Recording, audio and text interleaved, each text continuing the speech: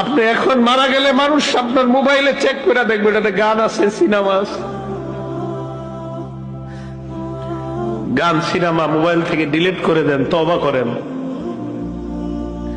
পৃথিবী সাক্ষী হয়ে যাবে যে এই ছেলেটা মারা গেছে, ওর মোবাইলে তো সিনেমা আছে, ওর মোবাইলে নাটক আছে। মানুষ সাক্ষী হয়ে যাবে আপনার গুনাহের।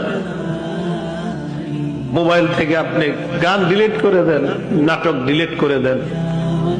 বন্ধুরা চাপ দিয়ে আমারে ফেসবুক খোলাইছিল, আমারে ফেসবুকে ইসলামী লেখালেখি করতাম। কিছুদিন পর বুঝতে পারলাম এখানে সময়ের লেখালেখি যদিও আমি করি, মানসিক যুদ্ধে লিপ্ত হইতে হয় ফেসবুকে। মানুষ পক্ষে লেখে, বিপক্ষে লেখে। পার্মানেন্টলি আমি ডিলিট করে দিছি, আমার কোনো ফেসবুক নাই। আমার জীবন কি চলে না বলেন? চলে, আগের চেয়ে ভালো চলতেছে। আমি যুবক ভাই যারা আছেন, যাদের মোবাইলে গান আছে, আপনি একবার ভাবেন, আপনি মারা যাওয়ার পর আপনার মোবাইল তো আপনার অন্যরা চেক করবে, যারা আপনার খুব ভালো জানে, চেক করে দেখবে ওখানে গান, সিনেমা, নাটক, এমন অশ্লীল কিছু আছে কল্পনাও করতে পারবে না। ছি ছি, ওর মোবাইলে এগুলো, এটা কল্পনাও করতে পারবে না।